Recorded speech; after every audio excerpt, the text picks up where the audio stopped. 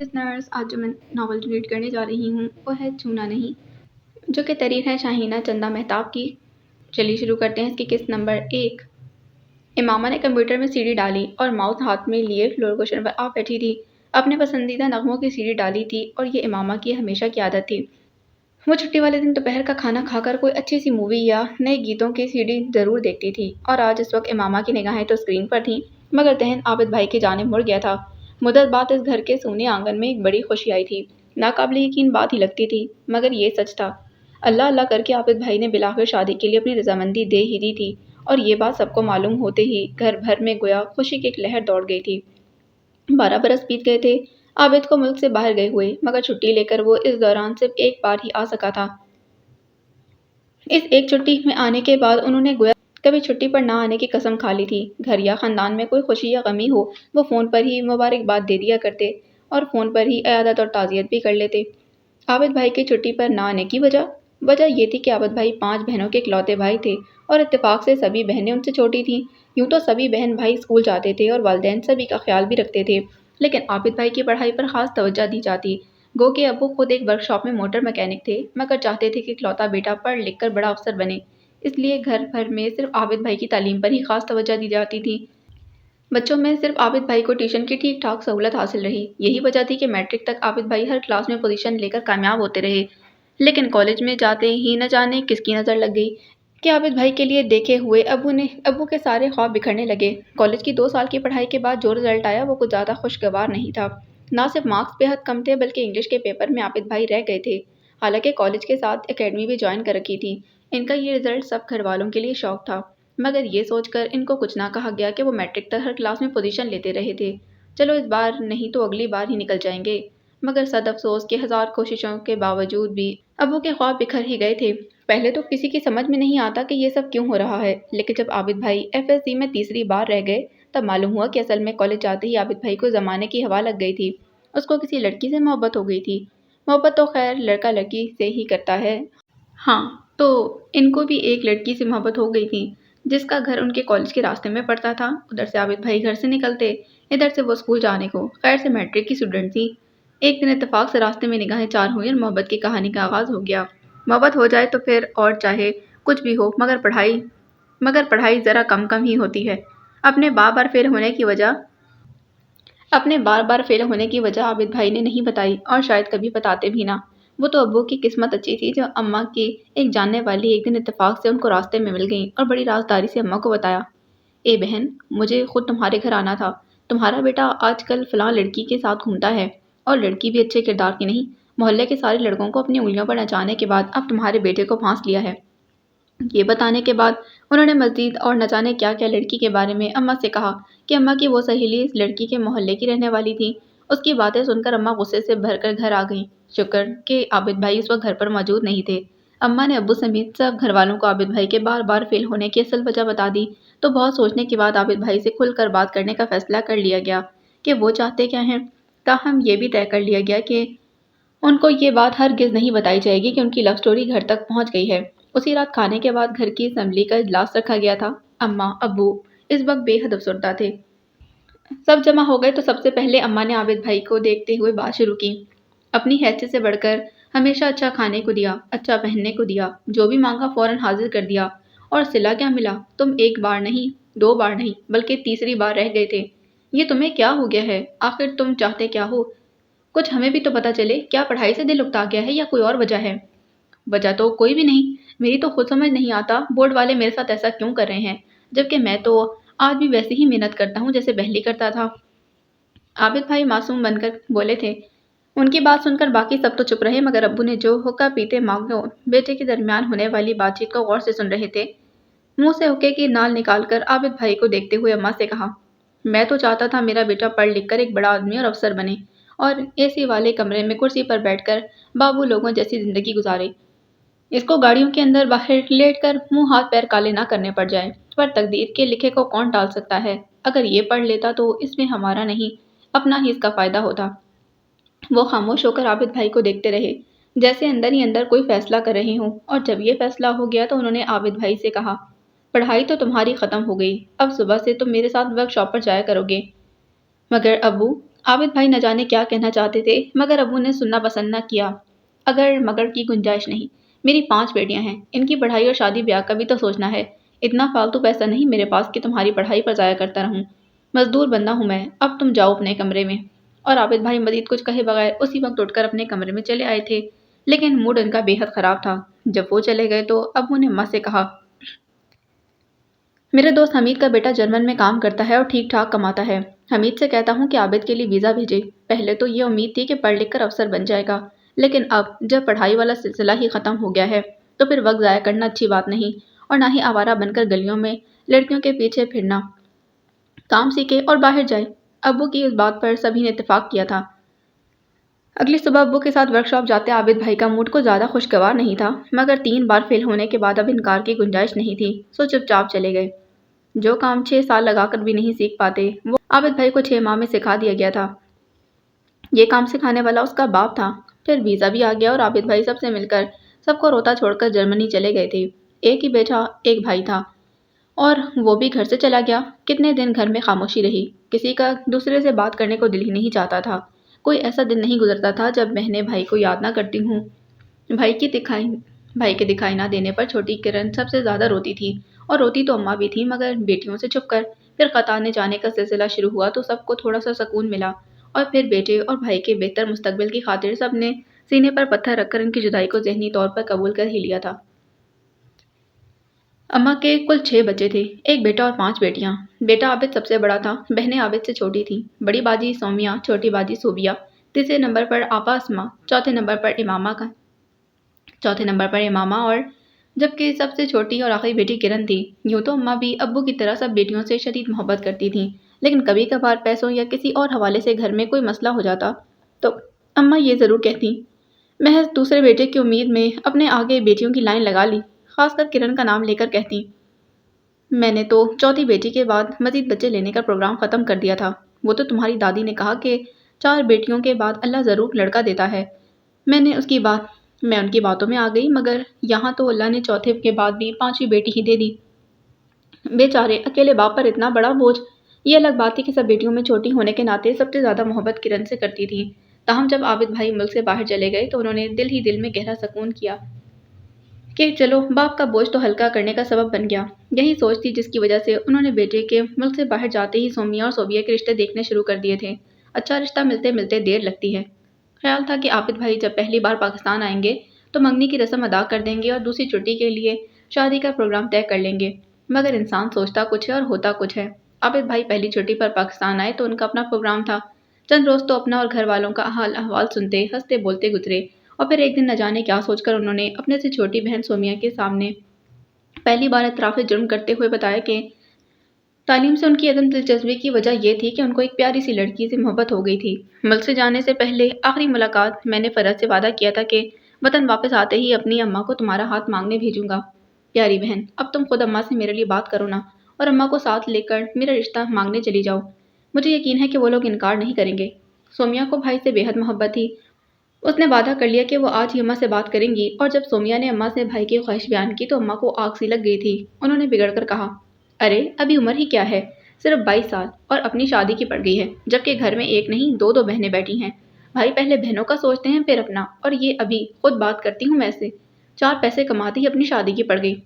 अम्मा पहले लड़की वालों से बात करके देखते हैं। भाई कहते हैं इनको फ़रज से शदीद मोहब्बत है, वो उसके बगैर जिंदा नहीं रह सकते। अगर लड़की वाले मान जाते हैं तो भी बात पक्की कर देते हैं, शादी बाद में होती रहेगी। अगर आपने अभी इनकार कर दिया तो भाई खफा होकर वापस चले जाएंगे और फिर शायद कभी वापस ना आए। सोमिया ने अपनी तरफ से समझाने के साथ साथ अम्मा को डराया भी था, मगर अम्मा डरने वाली कहाँ थी। उन्होंने सब सुनकर बेला की बेरहमी से कहा, वापस जाता है तो चला जाए, मुझे परवाह नहीं, लेकिन मैं लड़की वालों के घर नहीं जाऊंगी, बता दो उसको। मगर अम्मा बात करने में हर्ज ही क्या है, शादी तो करनी है ना भाई की। बड़ी मुश्किल से सोमिया ने बिलाखिर अम्मा को लड़की वालों के घर जाने के लिए रजामंद किया था, और फिर आबिद भाई को भी तो ये खुशखबरी सुना दी कि अम्मा खुशी खुशी इस रिश्ते पर राजी हो गई हैं। आबिद भाई ये सुनकर बेहद खुश हुए, वरना इनको अंदेशा था अम्मा कहीं इनकार ना कर दें। बहरहाल ये तय हुआ कि दूसरे दिन 10 बजे अम्मा और सोमिया लड़की वालों के घर जाएंगे, ताकि इसके साथ साथ अम्मा ने ये भी कह दिया कि रात को तुम्हारे अब्बू से बात होगी, अगर वो मान गए तो ठीक है चले जाएंगे, और अगर उन्होंने इनकार कर दिया तो फिर मुझे मजबूर ना करना। अम्मा ने सोमिया से कह दिया, رات کو جب اماں نے ابو کو بھائی کے بارے میں بتایا تو انہوں نے کہا، عابد کی ماں وہ اب کمانے لگا ہے، اس کے لیے اپنی خواہش بیان کرنے کا حق رکھتا ہے۔ اس لڑکی کی محبت میں اس نے اپنا تعلیمی مستقبل تباہ کر لیا، پھر وہ اس کو کیسے بھول یا چھوڑ سکتا ہے؟ تم سومیا کو ساتھ لے کر چلی جاؤ، اگر وہ لوگ ہاں کرتے ہیں تو ابھی بات پکی کر کے منگنی کر دیتے ہیں، شادی سومیا اور صوبیہ کے بعد ہی کر دیں گے۔ ابھی انکار کر کے بیٹے کو ناراض کرنے کی ضرورت نہیں کہ شادی تو بہرحال ان کی کرنی ہی ہے۔ اماں چپ چاپ سوچتی رہیں، کوئی جواب نہیں دیا کہ ان کا دل جانے کو مانتا ہی نہیں تھا، مگر جب ابا نے ان کو سوچوں میں گم دیکھ کر پھر سے سمجھایا تو جانا مجبوری بن گیا۔ اگلے روز عابد بھائی رکشہ لائے اور سومیا اماں کو خود لڑکی والوں کے گھر کے باہر تک چھوڑ کر خود اسی کے رکشے میں واپس چلے آئے، اور اماں دروازے پر دستک دیے بغیر سومیا کو لے کر گھر کے صحن میں چلی گئیں کہ گھر کا دروازہ کھلا تھا۔ صرف لڑکی کی بھابھی اپنے 2 بچوں کے ساتھ صحن میں موجود تھی۔ اماں وہیں دوسری چارپائی پر اس کے سامنے بیٹھ گئیں اور ہلکی پھلکی بات چیت کے بعد اماں نے اپنے آنے کا مقصد بیان کیا تو لڑکی کی بھابھی نے بتایا، 3 ماہ پہلے ایک اچھا رشتہ ملنے پر فرح کی شادی کر دی تھی، اور 1 ماہ پہلے تو وہ اپنے شوہر کے پاس خود بھی کویت چلی گئی ہے۔ آپ نے آنے میں بہت دیر کر دی۔ اماں کو یہ سن کر دل ہی دل میں بہت خوشی ہوئی۔ انہوں نے فوراً جانے کی اجازت چاہی، جبکہ سومیا کو لڑکی کی شادی کا سن کر ازحد افسوس ہوا تھا کہ بھائی نے کہا تھا وہ فرح کے بغیر وہ دکھ سے سوچ رہی تھی۔ آپ آئے ہیں تو چائے تو پیتے جائیں۔ لڑکی کی بھابھی بے حد اچھی عورت تھی۔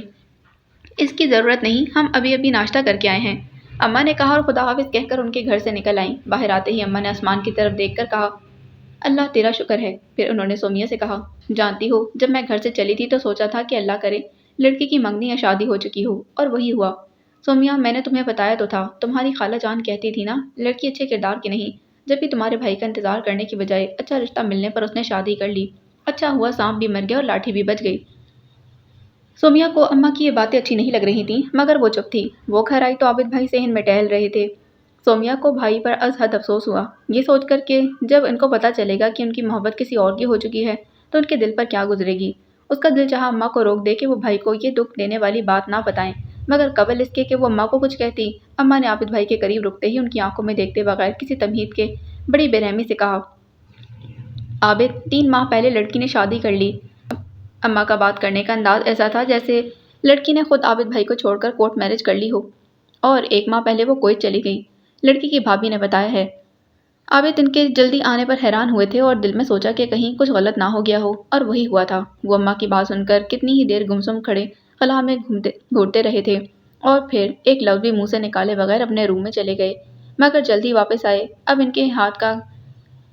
کے ہاتھ کاغذات والا چھوٹا سا پرس تھا۔ وہ صحن میں کھڑی اماں اور سومیا کو نظر انداز کرتے گھر سے باہر چلے گئے، اور ان کے جاتے ہی سومیا نے کہا، اماں مجھے تو لگتا ہے بھائی واپس جانے کے لیے ٹکٹ کروانے گئے ہیں۔ جاتا ہے تو جائے، لڑکی کی شادی ہم نے تو نہیں کرائی نا؟ یہ تو بتاؤ آج پکانا کیا ہے؟ پہلے ہی بہت دیر ہو چکی ہے۔ اماں آپ کو پکانے کی پڑ گئی ہے؟ اگر بھائی واقعی چلے گئے تو؟ سومیا بھائی کے لیے پریشان تھی۔ سومیا تمہیں پریشان ہونے کی ضرورت نہیں، میں نے کہا نا جاتا ہے تو جائے میری بلا سے۔ میں پوچھتی ہوں ابھی عمر ہی کتنی ہے؟ صرف 22 سال، اور اپنی شادی کی پڑ گئی ہے۔ پھر کماتے ہوئے کتنے دن ہو گئے ہیں؟ جمعہ 8 دن نہیں گزرے کماتے ہوئے۔ نہ شرم نہ حیا، کیسے بے شرمی سے منہ پھاڑ کر کہہ دیا کہ میری شادی کر دیں۔ نہ والدین کا خیال نہ بہنوں کا، 4 پیسے کماتے ہی اپنی پڑ گئی۔ اماں بڑبڑاتی ہوئی سومیا سے پوچھے بغیر ہی سبزی لینے چلی گئیں اور جلد ہی آلو بینگن بھی لیتی چلی آئی تھیں۔ اماں یہ کیا اٹھا لائی ہیں؟ سومیا کو آلو تو اچھے لگتے تھے مگر بینگن نہیں۔ اس کی بات سن کر اماں نے کہا، زیادہ باتیں نہ بنا، جلدی یہی سبزی پک سکتی ہے، بچے بھی آنے والے ہیں اور تمہارے باپ کو ورکشاپ روٹی دینے کا وقت بھی ہو رہا ہے۔ تم جلدی سے ادرک ٹماٹر اور پیاز کاٹ کر مسالہ بھون لو، تب تک میں سبزی کاٹ لیتی ہوں۔ سومیا چپ چاپ کچن میں چلی گئی۔ پھر وہ سب کھانا کھا کر بھی فارغ ہو گئے۔ ورک شاپ سے لڑکا آ کر کھانا لے کر بھی چلا گیا مگر عابد نہیں آیا۔ رات ابو آئے تو اماں نے بتایا کہ لڑکی شادی کر کے کویت اپنے شوہر کے پاس جا چکی ہے، اور بیٹا آپ کا مارے صدمے کے اسی وقت کا کاغذات والا پرس لے کر گھر سے نکلا، ابھی تک آیا نہیں، لگتا ہے واپسی کی ٹکٹ کروا کر ہی آئے گا۔ لڑکی نے اگر شادی کر لی ہے تو اس میں ہمارا کیا قصور؟ ابو کو بھی لڑکی کی شادی کا سن کر دکھ ہوا تھا، لیکن ان کو یقین نہیں تھا کہ اس بات کو جواز بنا کر عابد واپس چلا جائے گا۔ اماں دکھ سے کہتی رہیں، بڑا حوصلہ ہوتا ہے ماں باپ کا، جو کھلا پلا کر اپنا تن من دھن اولاد پر نثار کر دیتے ہیں، اور اولاد پیسے کماتے ہی اپنا سوچنے لگتی ہے۔ ابو نے کوئی جواب نہ دیا، حقہ پیتے رہے اور عابد کا سوچتے رہے جو ابھی تک آیا نہیں تھا۔ رات گئے۔ جب عابد بھائی گھر آئے تو سب گھر والے سو چکے تھے، صرف سومیا ہی جاگ رہی تھی۔ ہلکی سی دستک کی آواز سن کر وہ بھاگ کر آئی تھی اور پورے کا پورا دروازہ کھول دیا۔ عابد بھائی اندر آ گئے، پھر سومیا سے بغیر کوئی بات کیے وہ اپنے روم کی جانب بڑھے۔ تو سومیا بجائے اپنے روم میں جانے کے بھائی کے پیچھے ان کے روم میں ہی چلی آئی تھی۔ عابد بھائی کاغذات والا پرس دیوار گیر الماری میں رکھ رہے تھے تو سومیا ان کو دیکھتے ہوئے پوچھنے لگی، کھانا لاؤں آپ کے لیے؟ بھوک نہیں ہے، انہوں نے مختصر سا جواب دیا اور واش روم میں چلے گئے۔ سومیا ان کے باہر آنے تک کمرے کے وسط میں کھڑی رہی۔ عابد بھائی باہر آئے اور سومیا کو کھڑے دیکھ کر صرف اتنا کہا، تم گئی نہیں ابھی؟ جا رہی ہوں۔ سومیا روم سے نکل کر سیدھی کچن میں آئی، بھائی کے لیے ٹرے میں کھانا لگایا، پھر پانی کی بوتل ساتھ لیے وہ دوبارہ روم میں آئی تھی۔ عابد بھائی بستر پر بیٹھ چکے تھے۔ سومیا نے ان کے سامنے کھانا رکھا تو انہوں نے نرمی سے کہا، سومی، میں نے کہا تھا نا کہ مجھے بھوک نہیں۔ پھر بھی بھیا کھانا آپ کو کھانا پڑے گا، ہم نے آپ کی بات ماننے سے انکار تو نہیں کیا تھا نا، ہم تو پوری محبت سے آپ کے لیے رشتہ لے کر گئے تھے۔ اب یہ آپ کی قسمت کی لڑکی شادی کر کے کویت جا چکی ہے، آپ کو میری قسم کھانا کھا لیں ورنہ میں رو دوں گی۔ اور عابد بھائی چپ چاپ کھانا کھانے لگے۔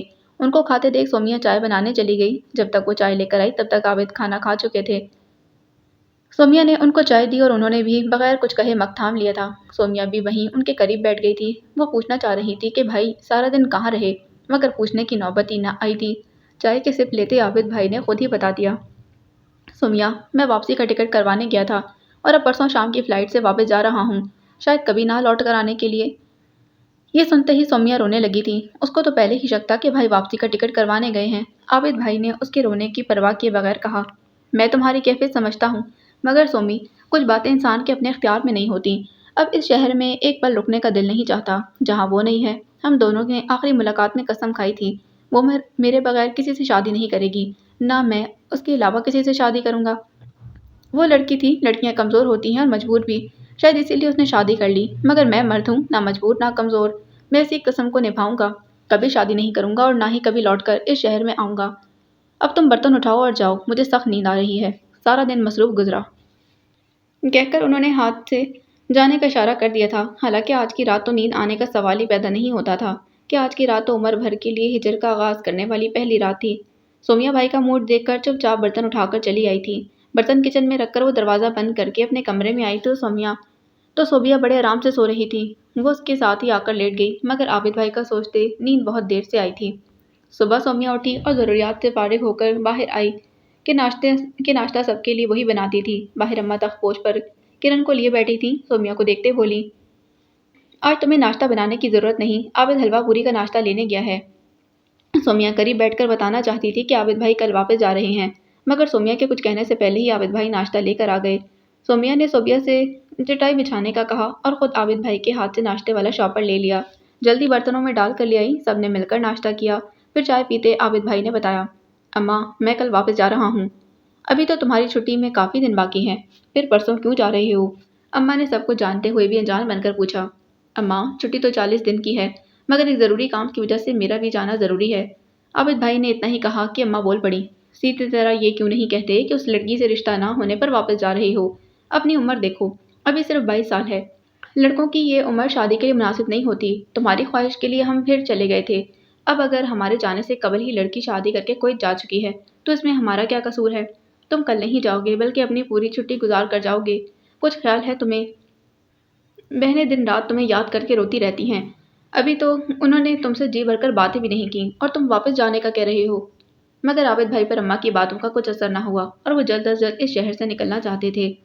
اب تو مجبوری ہے اماں کہ ٹکٹ بھی کروا لی ہے، جانا تو کل ہی ہوگا۔ اور مزید سوالوں سے بچنے کے لیے چائے کا آخری گھونٹ بھرتے خالی مگ وہیں رکھ کر اپنے کمرے میں آ گئے تھے۔ اماں غصے میں بولنے لگی، بہنیں بھائی کے اتنی جلدی جانے کا سن کر رونے لگ گئی تھیں، مگر عابد بھائی پر کچھ اثر نہ ہوا۔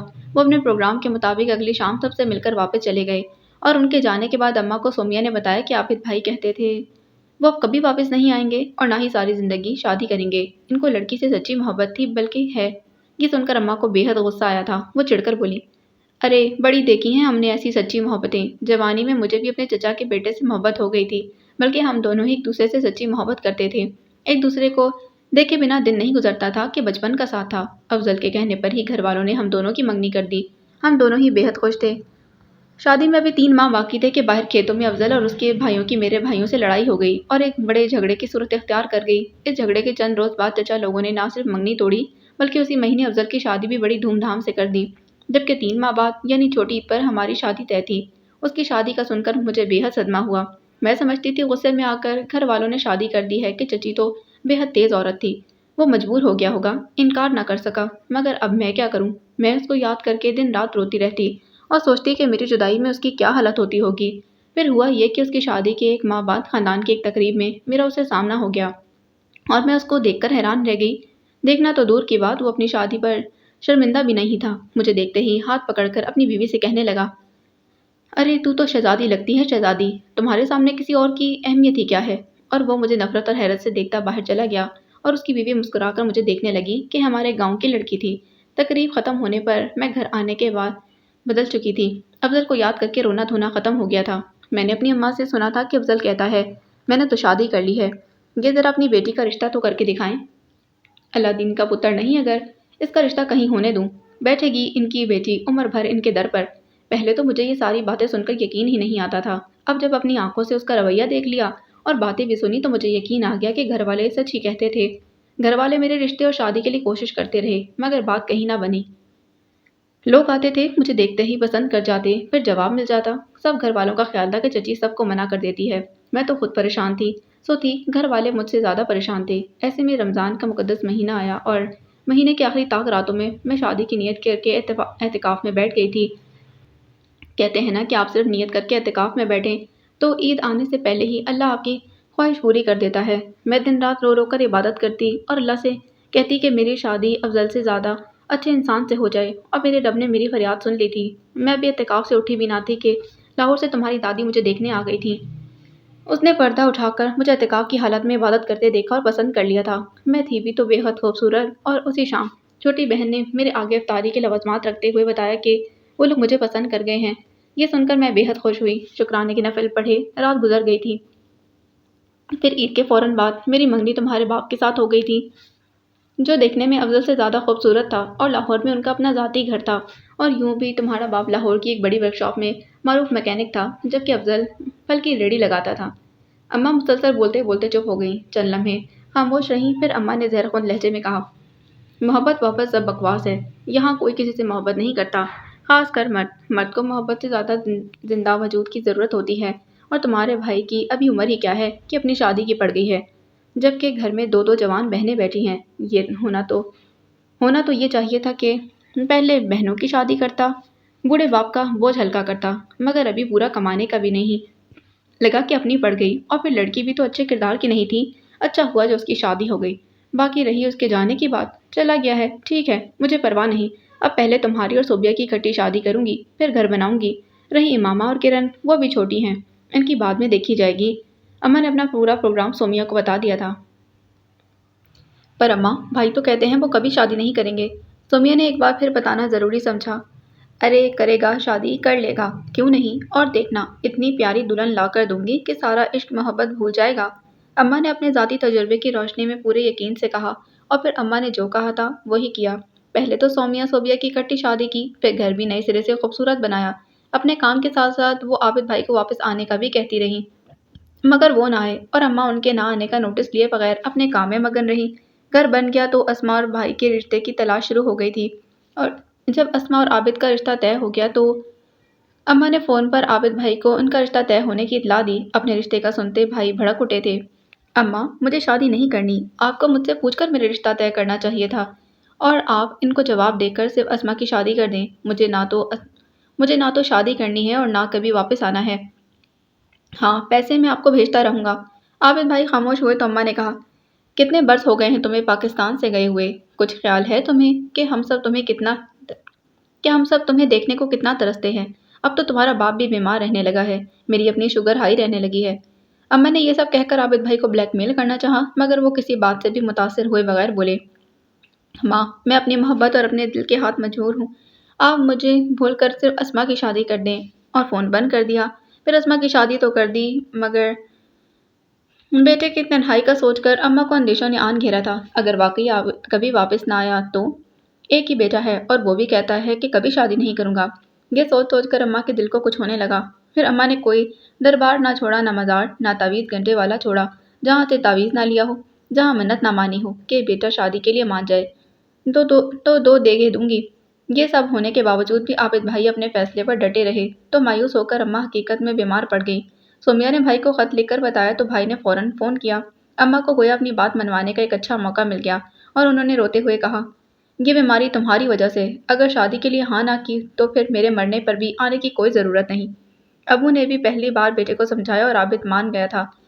پھر عابد بھائی پاکستان آ گئے۔ جس دن عابد بھائی واپس آئے اس دن گھر میں عید کا سا سما تھا۔ اماں، ابو، بہنیں پہلے تو بھائی کے گلے مل کر روتے رہے، پھر خوشگپیوں کا دور چلتا رہا۔ خاندان کا ہر فرد خوش تھا۔ پھر پوری دھوم دھام سے عابد بھائی کی شادی بھی ہو گئی۔ اکیلا بیٹا تھا اس لیے سب ارمان نکالے گئے۔ عابد بھائی سنجیدہ سے ان سب کی خوشی کی خاطر چپ چاپ سب کرتے گئے۔ تاہم شادی کی پہلی صبح عابد بھائی اپنے روم سے باہر آئے تو اماں نے پوچھا، دلہن پسند آئی؟ اور عابد بھائی منہ سے کچھ کہنے کی بجائے سر ہلاتے ہوئے باہر چلے گئے تھے۔ ان کا چہرہ بے حد پرسکون تھا۔ یہ دیکھ کر اماں نے بیٹیوں سے کہا، ارے میاں بیوی کا رشتہ اور تعلق ایسا ہے کہ پہلی رات ہی دونوں میں محبت ہو جاتی ہے۔ اللہ نے یوں ہی تو میاں بیوی کو ایک دوسرے کا لباس نہیں کہا، اور میں تو ویسے بھی عابد کی دلہن پری سے بھی زیادہ خوبصورت لائی ہوں، پھر بھلا پسند کیسے نہ آتی؟ محبت سب بکواس ہے، اماں نے نفرت بھرے لہجے میں کہا۔ اور پھر یہ بات سبھی نے محسوس کر لی کہ عابد بھائی کو دلہن از حد پسند آئی تھی۔ وہ جو سنجیدہ چہرہ لیے پاکستان آئے تھے وہ سنجیدگی اب ختم ہو چکی تھی۔ بھائی بات میں کرتے مسکراتے پہلے تھے۔ سب کی موجودگی میں بھی ان کی نگاہیں اپنی دلہن کے تعاقب میں ہی رہتی تھیں۔ اچھی طرح پتہ تھا اماں تو بقرہ عید پر قربانی کا گوشت محلے کے ہر نئے اور پرانے کرایہ داروں کو بھی پہلے سے بھجواتی تھیں، اور اصل محلے داروں کو گوشت بعد میں ملتا۔ وہ اپنی کزن کے ساتھ خالہ میرا کے گھر آئی اور نسرین کو چاول دینے کے بعد پوچھا، تم لوگوں کے اوپر والے پوشن میں کرایہ دار آئے ہیں کیا؟ اماں نے تاکید کی تھی، ان کو بھی چاول دے کر آنا، اور تم نے مجھے بتایا بھی نہیں، اوپر والا حصہ کرائے پر دے دیا؟ کرایہ دار ہی نہیں، دور کے رشتے دار بھی ہیں ماں کے، اور یہ ایسی اہم بات نہیں جو تمہیں ضرور بتائی جائے۔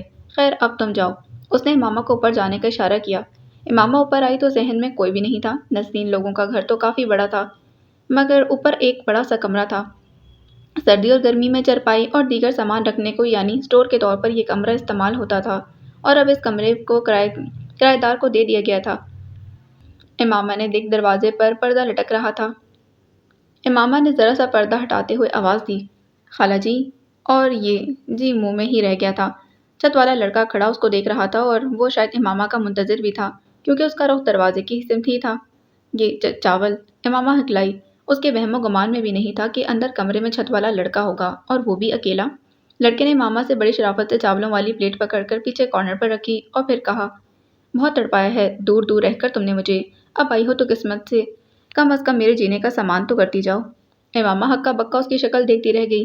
اتنی جرأت، اور وہ بھی بغیر کسی تعلق کے۔ مارے غصے کے وہ کھول اٹھی۔ لڑکے کو بھی شاید معلوم تھا وہ اکیلی نہیں، اسی لیے آئی لو یو کہتے ہوئے اس نے امامہ کو چھوڑ دیا تھا۔ اتنا وقت نہیں تھا کہ وہ اپنے غصے کا کھل کر اظہار کرتی اور رسوائی اٹھاتی۔ اندر ہی اندر غصے سے کھولتی پلیٹ لیے بغیر وہ دروازے کی سمت بڑھی تو لڑکے نے امامہ کے ہاتھ میں خط دیتے ہوئے کہا، اس کو پڑھ کر مجھے جواب ضرور دینا اور جلدی دینا، میں انتظار کروں گا۔ امامہ جواب دیے بغیر نیچے آئی، اور پھر باقی چاول وہ کسی اور کے گھر نہ دے سکی تھی۔ اس نے اماں کو کہا، میری طبیعت ٹھیک نہیں، آپ خود جائیں یا کرن کو کہہ دیں، یا کرن کو ان سب کے ساتھ بھیج دیں۔ اور جواب سنے بغیر اپنے کمرے میں آ گئی۔ مارے غصے کے وہ لال پیلی ہو رہی تھی، مگر کسی سے کچھ کہہ بھی نہیں سکتی تھی۔ لڑکا اس قدر نڈر ہوگا وہ سوچ بھی نہیں سکتی تھی۔ کتنی بے باکی سے اس نے سب کہہ ڈالا تھا، بغیر کسی تعلق اور جذبے کے۔ امامہ نے اس کا دیا ہوا خط الماری کھول کر اس میں سنبھال کر رکھ دیا کہ ابھی سب کزن گھر میں ہی موجود تھیں۔ وہ اس کو پڑھ نہیں سکتی تھی، تاہم اس کو اب اس بات پر بھی غصہ آ رہا تھا کہ اس نے خط دیا تو میں نے لیا کیوں، وہیں کیوں نہ پھینک آئی۔ پھر اسی شام جب اس کی سب کزنز اپنے اپنے گھر چلی گئیں تو امامہ نے سونے سے پہلے خط نکال کر پڑھا، میری اپنی امامہ، سلام محبت، میرا نام خرم ہے، میں اپنی اماں کا ایک ہی بیٹا ہوں۔ پہلے ہم لوگ گجرانوالہ میں رہتے تھے، مگر اب کام کی تلاش میں اماں کو لیے لاہور آیا ہوں۔ میں نے میٹرک تک پڑھا ہے، میرے والد بچپن میں ہی فوت ہو گئے۔ میٹرک کرنے کے بعد وسائل نہ ہونے کی وجہ سے نہ چاہتے ہوئے بھی مجھے تعلیم کو خیر بات کہنا پڑا۔ اچھا موٹر مکینک ہوں۔ مجھے اس گھر میں آئے تیسرا دن ہے۔ جب میں نے پہلی بار تمہیں چھت پر دیکھا، تم چھت پر کپڑے ڈال رہی تھی، میں تمہیں دیکھتا رہا، مجھے تم بہت اچھی لگ رہی تھی، اور میں نے اس لمحے محسوس کیا کہ مجھے تم سے سچی محبت ہو گئی ہے۔ تمہاری قسم میں جھوٹ نہیں کہہ رہا، اور یہ بھی تو ہو سکتا ہے کہ تمہیں بھی مجھ سے محبت ہو چکی ہو۔ دیکھا تو پہلی بار تم نے بھی بہت غور سے تھا مجھے۔ خیر میں تو اس وقت اپنی کہہ رہا ہوں امامہ، میرا یقین کرو، اس گزرے ہوئے ایک ماہ کے سبھی دن اور راتوں میں میں نے خوب سوچ سمجھ کر فیصلہ کیا ہے کہ میری شادی ہوگی تو صرف تم سے، ورنہ میں ساری زندگی شادی نہیں کروں گا۔ یاد رکھنا جو کہتا ہوں وہ کرتا بھی ہوں۔ گو کہ آج کل میں بیکار ہوں، مگر جب سے تمہیں دیکھا ہے ساری پریشانی بھول گیا ہوں۔ ہر پل تمہیں سوچتے ہوئے گزرتا ہے۔ سارا وقت چھت پر صرف یہ سوچ کر کھڑا رہتا ہوں کہ شاید تمہاری ایک جھلک دیکھ سکوں۔ میں نے نسرین سے باتوں ہی باتوں میں تمہارا نام پوچھ لیا تھا۔ سوائے نام کے میں تمہارے بارے میں اور کچھ نہیں جانتا۔ تم کیا کرتی ہو مجھے بتاؤ۔ مجھے معلوم ہے کہ تم شادی شدہ نہیں، ہاں منگنی شدہ ہو سکتی ہو، مگر منگنی کی مجھے پرواہ نہیں، کیونکہ اگر منگنی ہو بھی چکی ہے تو میں خود ختم کروا دوں گا۔ خط کا جواب ضرور لکھنا اور جلدی لکھنا، میں انتظار کروں گا۔ ہاں دن میں ایک بار چھت پر آ جایا کرو تو تمہاری بہت مہربانی۔ وسلام۔ اب صرف تمہارا خرم۔ وہ خط پڑھ کر امامہ بھڑک اٹھی۔ اس کو یوں محسوس ہوا جیسے کسی نے اس کے پورے جسم پر پیٹرول چھڑک کر آگ لگا دی ہو۔ وہ 7 یا 8 برس کی تھی جب عابد بھائی ملک سے باہر چلے گئے تھے۔ باپ ایک بڑی ورکشاپ میں موٹر مکینک تھا جس کو مناسب تنخواہ ملتی تھی، اور جب عابد بھائی ملک سے باہر چلے گئے تو گھر کے حالات مزید بہتر ہو گئے۔ اماں اور کرن کا اسکول تو گھر کے قریب ہی تھا، مگر کالج گھر سے کافی دور تھا۔ مگر وہ کبھی کالج یا بس وین میں نہیں گئی تھی۔ اب وہ اکثر ورکشاپ سے کسی نہ کسی گاڑی میں گھر آتے تھے، اور صبح ورکشاپ سے اب وہ کسی لڑکے کو گاڑی دے کر بھیج دیتے کہ وہ امامہ کو کالج سے گھر چھوڑ جاتا۔ امامہ ان گاڑیوں کو ذاتی گاڑی ہی تصور کرتی تھی، یا پھر ایکسیڈنٹ میں آئی ہوئی کوئی گاڑی خرید لیتے اور ان کو خود بنا کر 2-3 ماہ استعمال کرنے کے بعد فروخت کر دیتے۔ اس کی سب سہیلیاں یہی سمجھتی تھیں کہ اس کا تعلق بے حد خوشحال خاندان سے ہے، اور امامہ نے خود بھی کسی کو بتانے کی زحمت نہیں کی تھی کہ وہ ایک معمولی موٹر مکینک کی بیٹی ہے۔ اس کے پاس ہمیشہ کافی پیسے رہتے تھے۔ ابو جو روزانہ کے دیتے وہ اپنی جگہ، اس کے علاوہ عابد بھائی سے بھی ہر ماہ پاکٹ منی ملتی تھی، اور اماں سے بھی وہ کچھ لے لیتی تھی۔ کالج کی کینٹین میں وہ سب سہیلیوں سے زیادہ خرچ کرتی تھی۔ سب سہیلیوں پر اس کی عمارت کا خوب رعب تھا۔ اس کا مشغلہ مووی اور ٹی وی ڈرامے دیکھنا تھا۔ 3-4 خواتین کے پرچے ہر ماہ خریدنا، ان کو پڑھنا، اچھے اچھے لباس بنانا اور پہن کر سب کو دکھانا۔ میوزک تو اس کا جنون تھا۔ گھر کے کام کاج میں وہ ذرا کم ہی ہاتھ بٹاتی تھی۔ اماں کہتی رہتی، ارے آگے پیچھے نہیں تو چھٹی والے دن ہی کوئی ہاتھ پاؤں ہلا لیا کرو۔ اماں چھٹی والے دن کپڑے دھوتی ہوں نا، یہ کوئی کم تو نہیں، سارے ہفتے میں ایک چھٹی ہوتی ہے، اس دن بھی مجال ہے جو آپ آرام کرنے دیں۔ گھر کی صفائی ستھرائی کے لیے ایک نوکر رکھ لیں۔ کالج کی پڑھائی پہلے ہی بہت سخت ہے اور اب اکیڈمی بھی جانا ہوتا ہے۔ امامہ نے تفصیل بتائی تو اماں نے گھر کی صفائی کے لیے ایک لڑکی لگا لی تھی، مگر ساتھ یہ بھی جتایا، تمہاری تینوں بہنوں نے بھی پڑھا ہے، مگر پڑھائی کے ساتھ ساتھ وہ گھر کے کام بھی کرتی تھیں، اور تمہارے رسالے پڑھنے، فلمیں ڈرامے دیکھنے اور گانے سننے سے ہی فرصت نہیں۔ اماں نے کہا تو امامہ تنک کر بولی، بڑی باجی، چھوٹی باجی اور آپا نے پڑھا ہی کتنا ہے۔ باجی نے 8 پاس کر کے چھوڑ دیا، چھوٹی باجی میٹرک میں فیل ہو گئی تو پڑھائی چھوڑ دی، آپا نے پورا میٹرک کر لیا تو کون سا تیر مار لیا، بھائی ایف اے میں 3 بار فیل ہوئے، جبکہ میں تو ایف اے میں اچھے مارکس لے کر پاس ہوئی تھی۔ آپ کو کیا پتا کالج کی پڑھائی کتنی سخت ہوتی ہے، آپ نے تو اسکول کا منہ ہی نہیں دیکھا۔ بس زیادہ زبان چلانے کی ضرورت نہیں، فلاں نے یہ کیا، فلاں نے وہ کیا۔ کرن تم سے کتنی چھوٹی ہے، وہ ابھی سے گھر کے کام کرتی ہے، اکثر اسکول سے گھر آ کر گھر کے کام وہ کرتی ہے، صفائی وغیرہ بھی، تم تو شروع سے ہی کام چور ہو۔ اماں نے بھی وضاحت سے کہا۔ اب کے جواب دینے کے بجائے وہ چپ رہی کہ یہی سچ تھا، اس کا واقعی گھر کے کام کاج کرنے کو دل نہیں چاہتا تھا۔ کالج میں اس کی سب سہیلیاں فری پیریڈ میں جب بھی اکٹھی ہوتی تو کوئی اپنے منگیتر کا ذکر کرتی، کوئی اپنے کزن کا، تو کوئی اپنے محبوب کا۔ ان سب کی باتیں سن کر وہ تصور میں کھو جاتی تھی۔ وہ اپنی سب بہنوں میں سب سے زیادہ خوبصورت تھی، مگر ابھی تک اس نے کسی سے محبت نہ کی تھی۔ تعلیم میں بھی وہ سب بہن بھائیوں میں آگے رہی تھی۔ وہ کالج میں پڑھ رہی تھی اور کالج کی زندگی کا اپنا ہی ایک رنگ تھا۔ در حقیقت کالج آ کر امامہ نے پہلی بار اس شخص کے بارے میں سوچا جس کے ساتھ اس کی شادی ہونا تھی، اور سوچا بھی اس وقت جب اس کی سہیلیوں نے پوچھا کہ اس کی منگنی ہو چکی ہے۔ جب امامہ نے بتایا نہیں تو انہوں نے پوچھا، کیا تم کسی سے محبت کرتی ہو؟ اس کا جواب پھر وہی تھا کہ نہیں، مگر امامہ نے یہ ہرگز نہیں بتایا کہ اس کے تصور میں ایک فلمی ہیرو سے ملتا جلتا شخص ضرور ہے، بے حد خوبصورت اور امیر، بہت پڑھا لکھا بھی، جو ابھی تک اس کو ملا نہیں، مگر دل ہی دل میں وہ اس کی منتظر ضرور تھی۔ مگر سوچا کیا تھا اور ہوا کیا تھا؟ امامہ نے ایک بار پھر خط پڑھا، اس کے پرزے پرزے کر ڈالے، اندر کی آگ پھر بھی سرد نہ ہوئی تھی۔ وہ جب بھی مووی دیکھتی تو سوچتی تھی، ایک دن میری زندگی میں کوئی ایسا شاندار شخص ضرور آئے گا جو اس سے انتہائی محبت کرے گا، اور اب آیا بھی تو وہ بے حد غصے میں کھولتی اپنے روم میں ٹہلتے ہوئے خرم کو برا بھلا کہنے لگی تھی، میں تو رسائل میں پڑھی ہوئی کہانیاں اور دیکھے گئے ڈرامے اور فلمی ہیرو سے ملتے جلتے شخص کی منتظر تھی، اور یہ، امامہ نے بے حد ناگواری اور نفرت سے سوچا، یہ تو میرے حسن اور تعلیم کی توہین ہے۔ کوئی فقیر 2 ٹکے کا کرایہ دار اور معمولی موٹر مکینک مجھ سے محبت کرے، اور پھر ذلیل انسان نے کتنی جرأت کر ڈالی۔ وہ اپنے روم میں ٹہلتی ہوئی اس کو برا بھلا کہتی رہی۔ خط کے پرزے پرزے کرنے کے باوجود غصہ ختم نہیں ہو رہا تھا۔ اس کا جی چاہتا تھا کہ ابھی جا کر خرم کو زندہ جلا دے۔ ذلیل محبت کرتے وقت اپنی اوقات بھول گیا۔ میں بہت اچھا موٹر مکینک ہوں۔ یہ بات لکھی جیسے بہت بڑا بزنس مین یا تاجر تھا یا کسی اچھے عہدے پر فائز تھا۔ فقیر ذلیل، پتہ نہیں وہ کتنی رات گئے تک اس کو گالیاں دیتی رہی، کوستی رہی، پھر بے بس اور تھک ہار کر بستر پر گر گئی تھی۔ اگلی صبح دیر سے جاگی۔ کرن اسکول جا چکی تھی اور اماں تخت پوش پر بیٹھی سبزی بنا رہی تھیں۔ امامہ کو دیکھ کر انہوں نے کہا، آج اپنا ناشتہ تمہیں خود ہی بنانا ہوگا۔ جی اچھا، کہہ کر امامہ نے پوچھا، بھائی بھابھی اٹھ گئے ہیں کیا؟ ان کے لیے بھی ناشتہ بنانا ہے؟ یہ امامہ نے اس لیے پوچھا تھا کہ سب سے آخر میں وہ دونوں ہی اٹھتے تھے اور اکثر ان دونوں کا ناشتہ امامہ ہی بناتی۔ اماں یا تو اس وقت سبزی لینے جا چکی ہوتی یا پھر محلے کا چکر لگانے کہ محلے والوں کی روز خیریت معلوم کرنا اماں اپنا فرض سمجھتی تھیں۔ خاص کر کے نسرین کے گھر تو ضرور ہو کر آتی۔ آج ان کا ناشتہ بنانے کی ضرورت نہیں، وہ جلدی اٹھے تھے کیونکہ تمہاری بھابھی کو میکے جانا تھا، وہ ناشتہ کر کے چلے گئے۔ اماں نے مٹر چھیلتے ہوئے کہا تو امامہ کچن میں چلی آئی۔ رات قیمہ آلو پکائے تھے، ابھی بھی تھوڑا سا سالن بچا ہے، یا پھر بطور خاص اماں نے اس کے لیے بچایا تھا کہ اس کو آلو قیمہ بےحد پسند تھا۔ امامہ نے ایک طرف چائے کا پانی رکھا اور دوسری طرف توا، درمیانی چھوٹے چولہے پر فریج سے 2 انڈے نکال کر بوائل کرنے کے لیے رکھے۔ یوں پراٹھا، انڈا، چائے ایک ساتھ تیار ہوا۔ امامہ نے انڈے کے چھلکے اتار کر سالن میں ڈال دیے۔ چائے فلاسک اور ٹرے میں ناشتہ لگا کر اماں کے پاس آئی، وہیں ان کے قریب بیٹھ کر ناشتہ کرنے لگی۔ ابھی اس نے ایک نوالا ہی لیا ہوگا کہ ایک عورت دستک دیتی ہوئی اندر چلی آئی۔ اماں نے اس کو دیکھتے ہی بڑی محبت اور مربت سے کہا، ارے آئیں آئیں۔ وہ قریب آنے پر اماں نے اس عورت کو اپنے قریب تخت پوش پر ہی بٹھا دیا تھا۔ بیٹھیں۔ اور عورت نے اماں کے قریب بیٹھ کر ہاتھ میں پکڑی پلیٹ ان کے سامنے رکھتے کہا، آپ کی بیٹی کل چاول دینے گئی تھی، تب میں گھر نہیں تھی۔ میرا بیٹا بتا رہا تھا کہ سیڑھیوں میں ہی چاول والی پلیٹ اس کو دیکھ کر فوراً واپس چلی گئی۔ میں نے سوچا میں خود جا کر پلیٹ دے آؤں اور یاد رکھنے پر شکریہ کہتی آؤں۔ اوف، اس قدر جھوٹ! امامہ نے چونک کر اس عورت کو دیکھتے سوچا، پھر غصے سے سر جھٹک کر ناشتہ کرنے لگی تو اماں نے کہا، امامہ ناشتہ کرنے کے بعد خالہ کے لیے چائے بنا لانا اور اس میں زہر ڈال کر لے آنا۔ امامہ نے اس کے بیٹے کا رویہ سوچتے ہوئے نفرت سے سوچا، آپا چائے رہنے دیں، آج خرم دیر سے اٹھا تھا نا، اسی لیے ابھی ناشتے سے فارغ ہوئی ہوں۔ اس عورت نے جلدی سے کہا، پھر خود ہی بتانے لگی، پہلے ہم لوگ گجرانوالہ میں رہتے تھے، میرے سسرال والے اور میکے والے وہیں کے رہنے والے ہیں۔ میری شادی ہوئی، شوہر بے حد اچھا تھا، پر انہونی ہو گئی۔ ابھی میری گود میں دوسرا بچہ تھا جب میرا شوہر ایک ایکسیڈنٹ میں مارا گیا۔ یہ صدمہ میرے لیے بہت بڑا تھا۔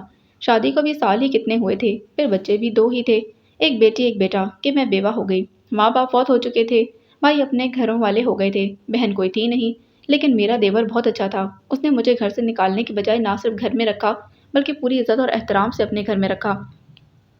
گو کہ مجھے سب نے کہا کہ دوسری شادی کر لو، اتنی لمبی عمر تنہا کیسے بسر کرو گی، بچے بڑے ہو کر بھی اتنے اپنے نہیں بنتے، مگر میں نے کسی کی نہ مانی اور دوسری شادی سے انکار کر دیا۔ وقت گزرنے لگا، میں شوہر کے غم کو دل میں چھپا کر اپنے بچوں کے ساتھ ہنسی خوشی زندگی گزارنے لگی، مگر ابھی اللہ تعالیٰ کو میری اور آزمائش کرنی تھی۔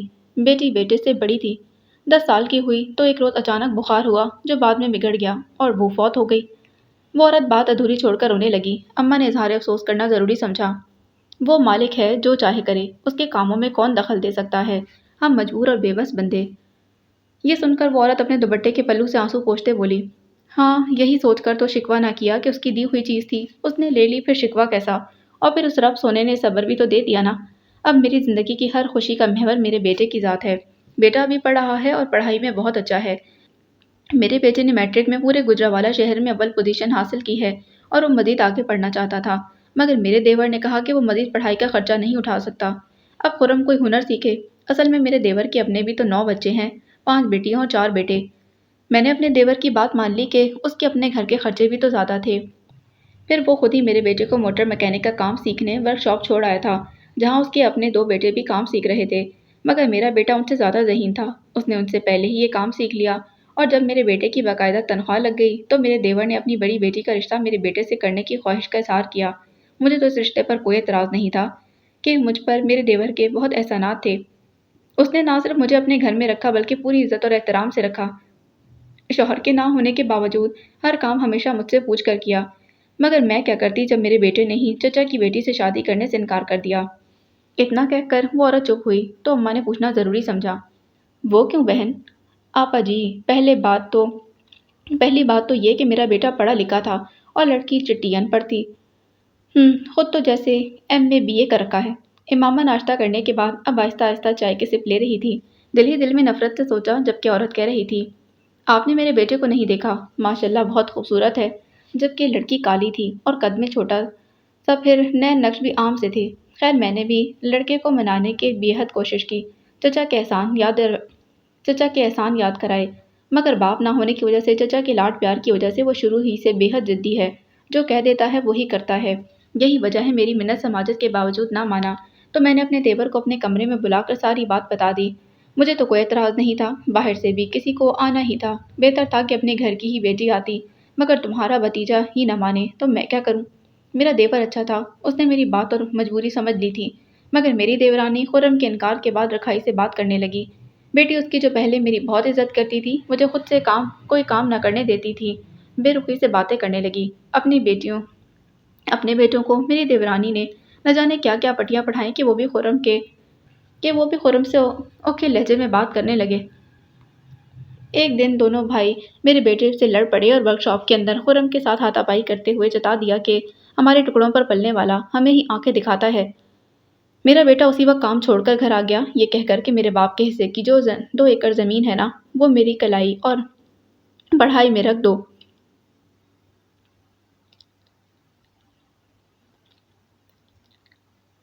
میرا بیٹا اسی وقت کام چھوڑ کر گھر آ گیا، یہ کہہ کر کہ میرے باپ کے حصے کی 2 ایکڑ زمین جو ہے نا، وہ میری کھلائی اور پڑھائی میں رکھ لو، اور چچا کے آنے سے پہلے ہی مجھے لے کر یہاں آ گیا، اور اب یہاں گھر میں بیکار بیٹھا ہے۔ گھر تو اپنوں کا ہے، کرایہ چند ماہ بعد دے دوں گی تو کوئی بات نہیں، مگر گجرانوالہ میں میرے بیٹے جیسا کوئی موٹر میکینک نہیں، اور یہاں لاہور میں کوئی اس کو پوچھتا ہی نہیں۔ میں کہتی ہوں بیٹا اب بھی کچھ نہیں بگڑا، ہم واپس چلے جاتے ہیں، پر آپا وہ بہت ضدی ہے، مانتا ہی نہیں۔ عورت چپ ہوئی تو اماں نے کہا، اے بہن، اگر تمہارا بیٹا موٹر مکینک ہے تو اب تمہیں پریشان ہونے کی ضرورت نہیں، میرا شوہر بھی موٹر مکینک ہے، میں آج ہی اسے کہتی ہوں کہ وہ ضرور کہیں نہ کہیں تمہارے بیٹے کو لگوا ہی دے گا، ہو سکتا ہے اپنی ورک شاپ میں ہی رکھ لے۔ اگر ایسا ہو جائے تو میں ساری زندگی تمہارا احسان یاد رکھوں گی۔ عورت نے کہا تو اماں محبت سے بولی، لو بھلا اس میں احسان کی کیا بات ہے، اگر انسان ہی انسان کے کام آتا ہے۔ اماں مزید کہانی سننے کے لیے وہاں نہیں بیٹھی تھی۔ امامہ مزید کہانی سننے کے لیے وہاں نہیں بیٹھی، برتن اٹھا کر کچن میں آئی اور منہ بناتے ہوئے سوچا کہ اماں کی یہ عادت کبھی نہیں بدلے گی، ہرے ہرے غیرے سے یوں ملتی اور باتیں کرتی ہیں جیسے صدیوں کی جان پہچان ہو۔ برتن صاف کرتے ہوئے بھی وہ اس عورت اور بیٹے کے بارے میں سوچتی رہی اور غصے سے کھولتی رہی۔ اگلی صبح وہ ناشتہ کرنے کے بعد اپنے لیے چائے بنانے لگی، جب اماں نے آواز دی، امامہ بیٹی 2 کپ چائے کے بنا دے۔ یہ سنتے ہی امامہ کا موڈ آف ہو گیا اور اس نے برا سا منہ بناتے سوچا، یہ صبح ہی صبح کون منہ اٹھا کر چلایا ہے۔ بہرحال چائے تو پھر بھی بنا کر دینی تھی۔ اس نے چائے بنا کر 2 کپوں میں ڈال کر پھر کپ ٹرے میں رکھ کر ڈرائنگ روم میں لے آئی تھی اور پردہ ہٹاتے اس کا موڈ آف ہو گیا۔ سامنے والے صوفے پر وہی بدمعاش لڑکا بڑے مؤدبانہ انداز میں ابا کے قریب بیٹھا تھا، اس کے والد دوسرے صوفے پر اماں کے قریب ہی بیٹھی اس کی والدہ دوسرے صوفے پر اماں کے قریب بھی بیٹھی تھی۔ امامہ دل ہی دل میں دانت پیستے ٹرے اماں کے قریب رکھ کر آ گئی تھی۔ اماں نے 1 کپ اٹھاتے کہا، امامہ یہ دوسرا کپ سامنے بھائی کو پکڑا دو۔ وہ کچھ بھی کہنے کی پوزیشن میں نہیں تھی، ہونٹ بھینچ کر خرم کے قریب آئی اور منہ سے کچھ کہنے کی بجائے ٹرے اس کے سامنے کی۔ ٹرے سے مگ اٹھاتے ہوئے اس نے امامہ کو دیکھا، پھر منہ سے کچھ کہنے کی بجائے بھویں اچکاتے گویا امامہ کا حال پوچھا۔ امامہ کا جی چاہا اس کے ہاتھ سے کپ چھین کر سارے کا سارا اس کے چہرے پر پھینک دے، مگر دوسروں کی موجودگی کا خیال کر کے ضبط کرتے ہوئے ٹرے لیے باہر چلی آئی تھی۔ جب کافی دیر بعد اماں اکیلی ہی باہر آئی تو امامہ نے دب کر پوچھا، اماں یہ سب کیا ہے؟ کیا ضرورت تھی اس بدمعاش لڑکے کو ابا سے ملوانے کی؟ توبہ کرو کیسی باتیں کرتی ہو، وہ تو بے حد شریف لڑکا ہے، بیچاری بیوہ ماں کا ایک ہی سہارا ہے۔ کل میں نے تمہارے سامنے ہی تو اس کی ماں سے کہا تھا کہ تمہارے ابا سے کہہ کر اس کو کسی ورک شاپ میں کام پر لگوا دوں گی۔ رات تمہارے ابا سے بات کی تو انہوں نے کہا کہ کہیں اور کیوں، خود ہماری ورک شاپ میں مکینک کی ضرورت ہے، تم صبح اس کو بلانا، میں بات کر کے دیکھتا ہوں، کتنا اچھا مکینک ہے۔ اب تمہارے ابا نے بات کی ہے تو اس کو ساتھ ہی لے کر گئے ہیں، اس میں ہمارا گیا ہی کیا ہے، اور کسی غریب کا بھلا بھی ہو گیا۔ اماں نے وضاحت کی، آپ کو تو پوری دنیا سے محبت اور ہمدردی ہے۔ امامہ اب کھل کر اماں کو تو اس لڑکے کی بدمعاشی کے بارے میں نہیں بتا سکتی تھی، اس لیے منہ ہی منہ میں بڑبڑاتی اپنے روم میں چلی آئی تھی۔ دوپہر کا کھانا پکنے تک باہر نہیں آئی۔ عابد بھائی بیوی کو ہنی مون پر لے گئے تھے، 1 ہفتے بعد واپس آئے تو اماں نے بھابھی کو گھر کے کام پر لگا دیا۔ جس دن بھابھی کو کام پر لگانا تھا اس دن گھر میں ایک چھوٹی سی تقریب کا اہتمام کیا گیا۔ کھانا تو سب بہنوں نے مل کر بنایا تھا، بھابھی نے صرف فرنی ہی بنائی تھی۔ ہنستے مسکراتے کھانا وغیرہ بھی کھا لیا گیا تھا تو بھائی اور بھابھی اپنے کمرے میں چلے گئے۔ سب بہنوں نے مل کر برتن دھوئے تو اماں نے اپنی بیٹیوں سے پوچھا، خاص کر سومیا سے، کہاں گئی تمہارے بھائی کی وہ شادی نہ کرنے کی قسم اور وہ جنونی محبت؟ اب دیکھو شادی کر کے کتنا خوش ہے۔ یہ محبت وغیرہ سب بکواس ہے، یہاں کوئی کسی سے محبت نہیں کرتا۔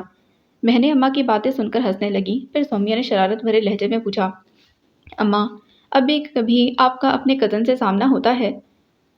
1000 بار ہوتا ہے۔ وہ اپنے بیوی بچوں کے ساتھ خوش ہے، میں اپنے شوہر اور بچوں کے ساتھ۔ میری شادی کے تھوڑے عرصے بعد ہی چچا کے بیمار ہونے پر دونوں خاندان میں صلح ہو گئی تھی، تاہم میں نے اس کو کبھی بلانا گوارا نہیں کیا، اور میں ہی کہتی ہوں نا کہ زندگی بے مول ہرگز نہیں، اس کو محض کسی ایک شخص کی نظر کر دیا جائے، ہم پر باقی رشتوں کا بھی حق ہوتا ہے۔ اب امامہ بتا رہی تھی، تمہارے بھائی نے بیماری کا بہانہ بنا کر مزید 1 ماہ کی چھٹی لے لی ہے، جبکہ پہلی بار آیا تھا تو اس لڑکی کی شادی کا سن کر بہنوں کو روتا چھوڑ کر پوری چھٹی گزارے بغیر ہی چلا گیا تھا۔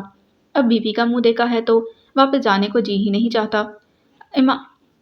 اماں کی باتوں پر سب بہنیں ہنسنے لگیں اور اماں نے کہا، میں نے رشتے والی سے کہہ دیا ہے کہ اب امامہ کے لیے کوئی اچھا سا رشتہ تلاش کرے، مگر اماں ابھی تو میں پڑھ رہی ہوں اور BA مکمل کرنے سے پہلے مجھے ہرگز شادی نہیں کرنی۔ امامہ نے فوراً کہا اور اماں بولی، میں کون سا تمہیں کل ہی بیاہنے کی بات کر رہی ہوں؟ ارے اچھا رشتہ تلاش کرتے 1-2 سال تو لگ ہی جاتے ہیں، پھر 4-6 ماہ منگنی بھی چلتی ہے۔ یہ سن کر امامہ چپ رہی کہ بات سچ ہے۔ عابد بھائی چھٹی گزار کر واپس جا چکے تھے اور جاتے جاتے یہ کہہ گئے کہ اب کی بار چھٹی کی بجائے پکے پکے پاکستان آ جائیں گے۔ اب پرسوں سے امامہ کو کالج جوائن کرنا تھا، کالج کی چھٹیاں ختم ہو گئی تھیں۔ بھابھی عابد بھائی کے گھر سے جاتے ہی اماں سے اجازت لے کر چند روز اپنے میکے رہنے جا چکی تھیں۔ ناشتہ کرنے کے بعد امامہ نے سوچا، آج مشین لگا کر کپڑے ہی دھو لیے جائیں، کل یونیفارم پریس کر کے رکھ دوں گی۔ کرن میٹرک میں تھی اور اچھے مارکس لینے کے لیے سارا وقت پڑھائی میں ہی مصروف رہتی تھی۔ امامہ ابھی مشین میں پانی ڈال رہی تھی جب محلے کی ایک بچی نے آ کر پیغام دیا، امامہ باجی آپ کو نسرین باجی بلا رہی ہیں، وہ کہتی ہیں آپ فوراً آ جائیں، بہت ضروری کام ہے۔ ان سے کہو میں کپڑے دھو رہی ہوں، وہ خود آ جائیں۔ امامہ نے مشین میں صرف ڈالتے کہا۔ بچی چلی گئی مگر جلد ہی پھر واپس آئی اور کہا، باجی نسرین کہتی ہیں میں گھر میں اکیلی ہوں اور طبیعت بھی ٹھیک نہیں، آپ آئیں اور فوراً آئیں۔ یہ سن کر امامہ نے کہا، اچھا ٹھیک ہے تم جاؤ میں آتی ہوں۔ بچی چلی گئی تو امامہ نے مشین میں کپڑے ڈالے، پھر سبزی بناتی ہوئی اماں سے کہا، اماں نسرین کی طبیعت ٹھیک نہیں، اس نے بلایا ہے، میں اس کی بات سن کر جلدی آ جاؤں گی، مشین رک بھی جائے تو آپ کپڑے نہ نکالیں، میں خود آ کر نکال لوں گی۔ یہ کہہ کر وہ دوپٹہ لے کر چلی آئی تھی۔ نسرین کے گھر آئی تو وہ سامنے والے کمرے میں خواتین کا پرچہ لیے کرسی پر بیٹھی تھی۔ امامہ کو دیکھتے ہی اٹھی اور ہاتھ میں پکڑا ہوا پرچہ امامہ کو تھماتے مسکرا کر کہنے لگی، تم بیٹھو میں تمہارے لیے اچھی سی چائے بنا کر لاتی ہوں، باتیں پھر ہوں گی۔ مگر بلایا کیوں؟ بچی بتا رہی تھی تمہاری طبیعت ٹھیک نہیں، جبکہ تم اچھی بھلی ہو، چکر کیا ہے؟ امامہ نے گھٹتے ہوئے کہا، یار سب بتاتی ہوں، پہلے تمہارے لیے چائے تو بنا لاؤں، تمہیں میرے ہاتھ کی بنائی ہوئی چائے تو بہت پسند ہے نا؟ نسرین نے پھر کہا۔ امامہ نے تبتے کہا، کمینی میں نے کپڑے دھونے کے لیے مشین لگا رکھی ہے اور تمہیں شرارت سوچ رہی ہے۔ اچھا بہن چائے رہنے دو، وہ پھر کبھی صحیح، ابھی پلائے کس لیے ہے یہ بتا دو، تم آرام سے یہاں بیٹھو۔ نسرین نے ہاتھ پکڑ کر اس کو اپنی چیئر پر بٹھا دیا تھا، پھر کہا، کپڑوں کی فکر نہ کرو، میں تمہارے ساتھ چلی جاؤں گی تمہارا ہاتھ بٹانے کو، گو کہ میری بات بہت ضروری ہے، مگر پہلے چائے، جس کے لیے میں پانی کیتلی میں ڈال کر چولہے پر رکھ چکی ہوں، بس ابھی آتی ہوں، کہہ کر وہ کچن میں چلی آئی۔ امامہ بھی چیئر پر بیٹھی ہی تھی کہ اس وقت ساتھ والے کمرے کا درمیانی دروازہ کھلا اور اگلے ہی لمحے خرم اس کے سامنے تھا۔ خرم کو دیکھتے ہی امامہ تیزی سے اٹھ کر سامنے والے دروازے کی سمت بڑھی، مگر خرم نے بڑی پھرتی سے سامنے آتے امامہ کا راستہ روک لیا تھا۔ اوہ دھوکہ! امامہ نے دل ہی دل میں غصے میں کھولتے ہوئے سوچا، دھوکے سے بلایا ہے نسرین کی بچی نے مجھے، اب بچے گی نہیں ہے ذلیل لڑکی میرے ہاتھوں سے۔ پھر اس نے سامنے کھڑے خرم کو بغور دیکھا جو اس کو ہی دیکھ رہا تھا۔ گرے رنگ کے معمولی کپڑے کا سوٹ اس کے جسم پر تھا، موسم سرما کا تھا، جبکہ سوٹ عام سے باریک کپڑے کا جو گرمی کے موسم میں پہنا جاتا ہے، پاؤں میں گرے رنگ کی ربڑ کی چپل۔ اب پتہ نہیں یہ محض اتفاق تھا یا امامہ سے ملاقات کے لیے بطور خاص میچنگ تھی۔ اس بے وقوف نے سب سے اہم یہ کہ بالوں میں تیل ڈال کر خوب اچھی طرح برش کیا تھا۔ امامہ کو دل ہی دل میں ہنسی بھی آئی تھی، مگر ہنسی سے زیادہ غصہ آیا تھا۔ اس نے سوچا، اچھا تو اس فقیر کی منتظر تھی، یہ ٹھیک ہے کہ خوبصورت ہے، مگر اوقات کیا ہے؟ وہ چونک پڑی۔ خرم اس کو دیکھتے ہوئے بڑی محبت سے پوچھ رہا تھا، امامہ چند ہفتے پہلے میں نے تمہیں خط دیا تھا اور کہا تھا کہ مجھے اس کا جواب دینا، مگر تم نے جواب لکھنا تو دور کی بات چھت پر آنا بھی چھوڑ دیا۔ تمہیں شاید احساس بھی نہ ہو تمہیں ایک نظر دیکھنے کے لیے میں کیسے تڑپتا۔ تمہارا وہ خط پڑھے بغیر ہی میں نے پرزے پرزے کر ڈالا تھا۔ اب تم ہی بتاؤ کہ کس بات کا جواب چاہتے ہو؟ امامہ نے خرم کو گھورتے پوچھا۔ اب پھر اس کو یاد آیا تھا کہ اس نے کتنی بری حرکت کی تھی۔ اس دن تو امامہ کو ڈر تھا کہ نیچے سے اس کے پیچھے کزن نہ آ جائے، اس لیے خون کے گھونٹ پی کر چلی گئی تھی، مگر آج وہ خرم کی طبیعت اچھی طرح صاف کرنا چاہتی تھی، بلکہ اسے اچھی طرح اس کی اوقات بتا کر دل کی بھڑاس بھی نکالنا چاہتی تھی۔ تم نے جو تم نے وہ خط پڑھے بغیر ہی پھاڑ ڈالا؟ خرم نے تعصب سے اس کو دیکھا، پھر کہا، خیر اب میں زبانی بتا دیتا ہوں۔ میں نے لکھا تھا مجھے تم سے محبت ہے۔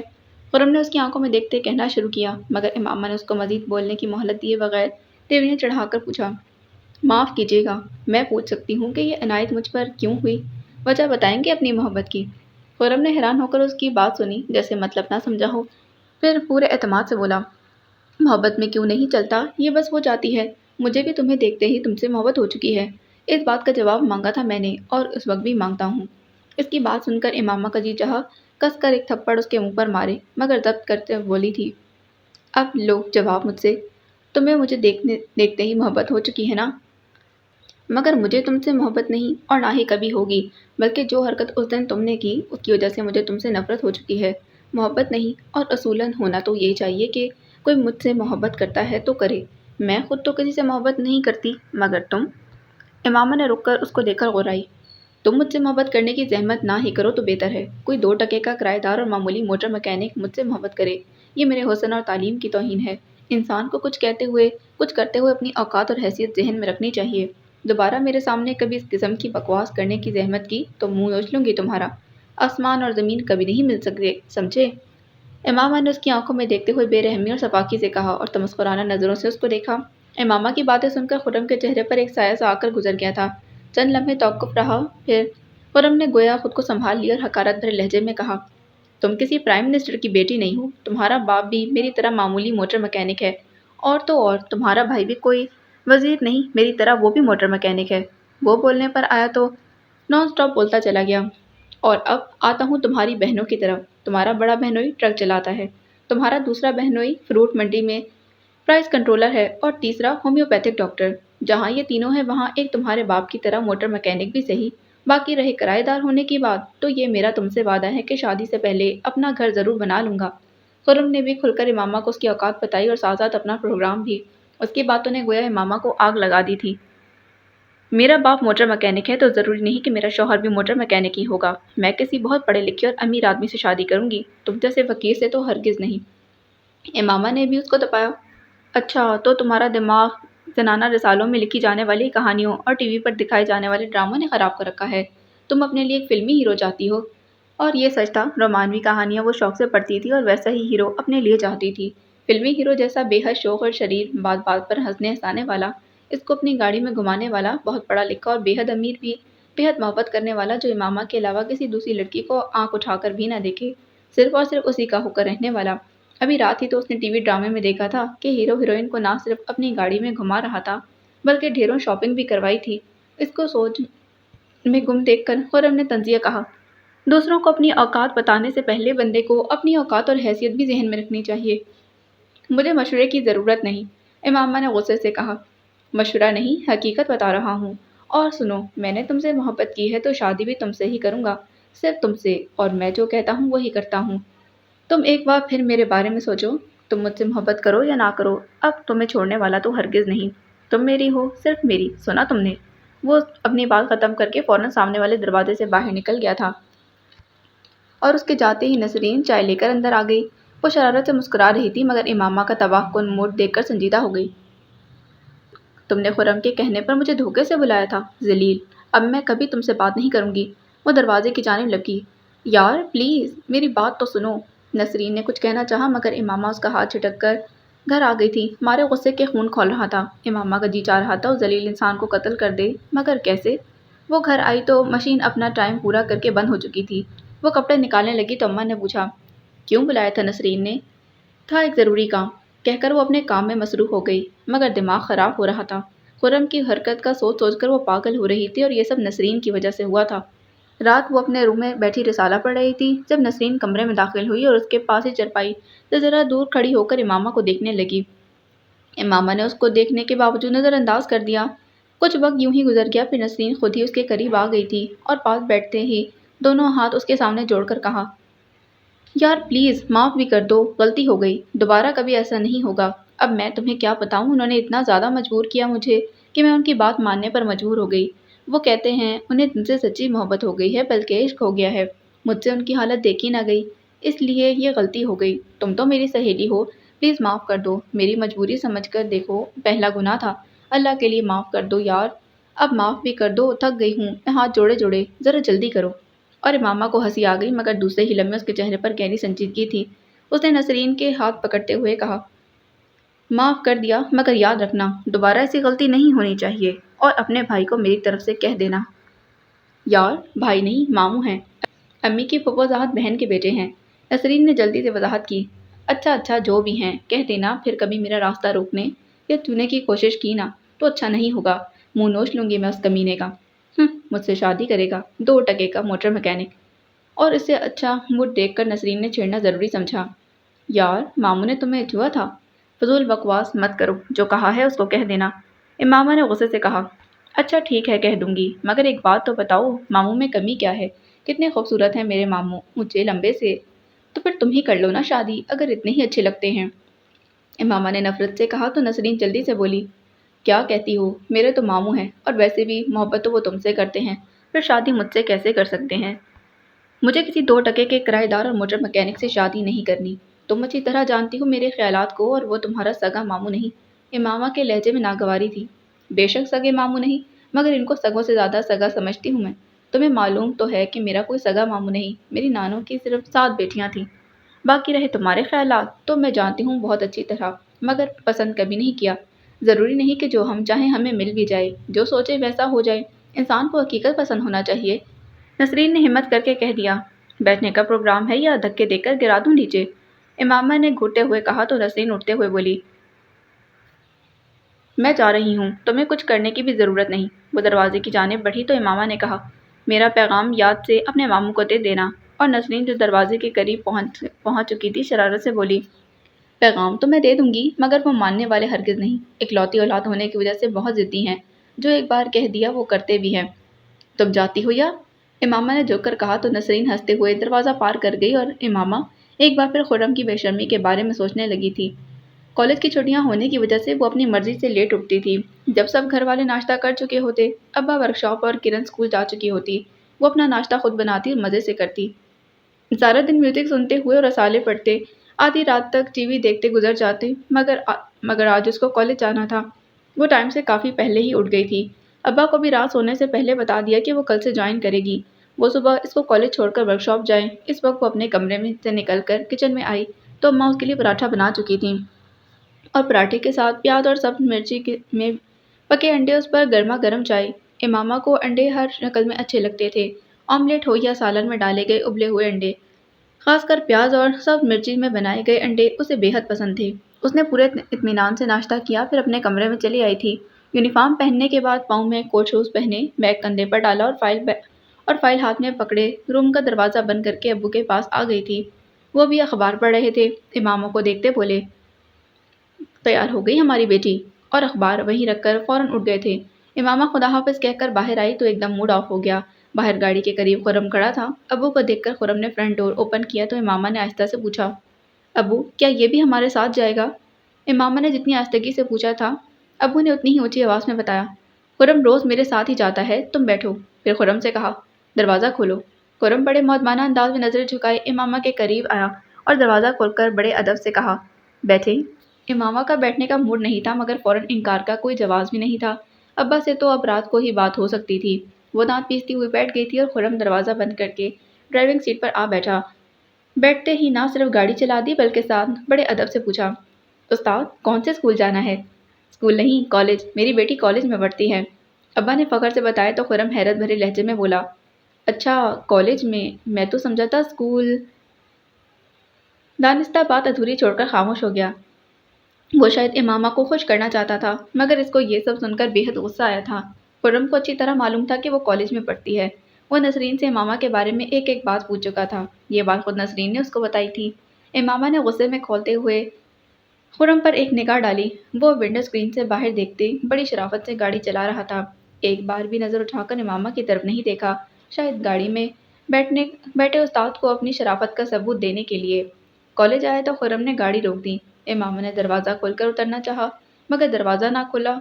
दूसरा दरवाज़ा चेक किया तो वो भी लॉक था। वो दिल ही दिल में समझ गई कि खुर्रम की शरारत है, मगर क्यों? इससे इसको क्या मिलेगा? क्या बात है मामा? अब्बा ने उसको उतरते ना देखकर पूछा। अबू, दरवाज़ा नहीं खुल रहा, इमामा ने बताया। दूसरा खोल लो, अब्बा ने कहा तो खुर्रम बोला। दूसरा लॉक है, वो नहीं खुलेगा, मैं देखता हूँ। फिर वो दरवाज़ा खोलकर बाहर आया और ज़रा सी कोशिश से दरवाज़ा खुल गया था। इमामा जल्दी से बाहर निकली तो फ़ौरन खुद दरवाज़ा बंद करके बड़ी शराफत से नज़र झुकाए वापस जाकर ड्राइविंग सीट पर बैठ चुका था। अब्बा ने रोज़ की तरह खुदा हाफिज़ कहा, मगर वो जवाबन खुदा हाफिज़ भी ना कह सकी। मारे गुस्से के दिल ही दिल में खुर्रम को बुला भरा कहते कॉलेज की इमारत में दाखिल हो गई थी। आधा दिन कॉलेज में गुजारने के बावजूद ना तो उसका मूड दुरुस्त हुआ था और ना हाथ से दर्द ख़त्म हुआ। खुर्रम से ज़्यादा अपनी माँ पर गुस्सा आ रहा था। उन्होंने ही तो अब्बा से खुर्रम की सिफारिश की थी। वो घर आई तो अम्मा घर पर नहीं थी। मालूम हुआ नाना की तबीयत ठीक नहीं, वो उनको देखने गई हैं। भाभी ने उसको देखते कहा, तुम लिबास बदल कर आओ, मैं तुम्हारे लिए खाना लेकर आती हूँ। वो जवाब दिए बगैर अपने रूम में चली आई थी।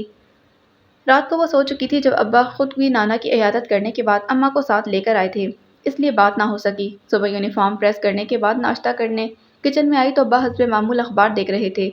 इमामा ने उनके करीब बैठते कहा, अब्बा, मुझे उस लड़के के साथ कॉलेज नहीं जाना। साथ मैं खुद भी तो होता हूँ। अब्बा ने अखबार से नज़रें हटाए बगैर जवाब दिया था। अब्बू जी, मुझे सिर्फ आप ही के साथ जाना है। आप उस लड़के को कह दें वो वैन में चला जाया करे। मुझे बुरा लगता है उसका साथ होना। अगर आपने उसको ज़रूरी साथ लेकर जाना है तो फिर मुझे वैन लगवा दें। इमामा ने आखिर में गोया धमकी दी जो असर कर गई थी। अब्बा ने अखबार एक तरफ रखते बेटी को देखा, गोया रजामंदी दे दी हो। अच्छा ठीक है, मैं खुर्रम से कह दूंगा वो वैन में आ जाया करे, किराया मैं उसको दे दिया करूँगा। बेटी ने कहा, और आपने बगैर सोचे समझे मान लिया। यतीम बच्चा है, आप वैन में जाने का कहेंगे तो उसका दिल टूटेगा। 2 माह से तो अपने साथ लेकर जा रहे थे, अब महज अपनी बेटी की वजह से वैन में जाने का कह रही हैं। इसका दिल टूटेगा, हम पर आ पड़ेगी। ख्वाह-मख़्वाह किसी की आ नहीं लेनी चाहिए, वो भी आपके साथ ही जाया करेगा। अम्मा ने नाश्ता इमामा के साथ रखते कहा, अगर इसको वैन में नहीं भेजना तो फिर मुझे वैन लगवा दे।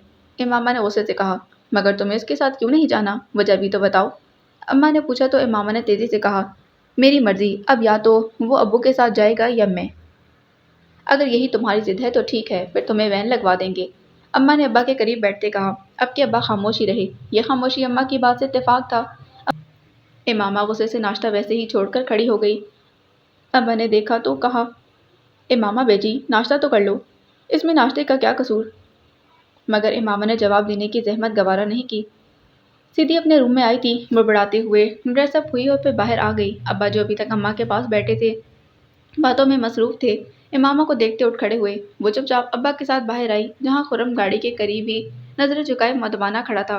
अब्बा ने कहा, खुर्रम पिछला दरवाज़ा खोलो। कबल इसके कि खुर्रम दरवाज़ा खोलता, इमामा ने बदतमीजी से चीख कर कहा, मुझे आपके साथ गाड़ी में नहीं जाना, रक्शे में जाना है। फिर वो मारे गुस्से के पैर पटक कर खुदा हाफिज कहे बगैर दूसरी जाने मुड़ गई थी। अब्बा तो समझे थे कि वो उनके साथ बाहर आई है तो उनके साथ ही गाड़ी में जाएगी। उन्होंने खुर्रम को देखा जो खामोश खड़ा उनके हुक्म का मुंतज़िर था। चलो तुम बैठो, उन्होंने खुर्रम से कहा और खुद भी दरवाज़ा खोलकर बैठ गए। ताहम वो इमामा के इस रवैये से थोड़े परेशान ज़रूर हो गए थे। उनके बैठते ही खुर्रम ने गाड़ी चला दी। वो सड़क के किनारे तेज तेज जा रही थी। खुर्रम का दिल चाहा गाड़ी उसके ऊपर चढ़ा दे। अच्छी तरह समझ गया था कि महज उसकी वजह से गाड़ी में नहीं बैठी। ताहम मजबूरी ये थी कि साथ उस्ताद थे, इसलिए वो होंठ भींचकर उसके करीब से गुजर गया था। इमामा ने भी उसको अपने करीब से गुजरते देखा और गुस्से से खौलते हुए सोचा, अब्बा अम्मा ने मेरी बात नहीं मानी तो क्या हुआ, मैं खुद नसरीन से कह दूंगी कि वो अपने मामू से कह दे वो वैन में चला जाया करे। मुझे गाड़ी में जाना है कॉलेज। इस बदतमीज़ का साथ होना मुझे पसंद नहीं। हाँ, ये ठीक है, उसने सोचा और पुरसकून हो गई। बाकी अगली किस्त में।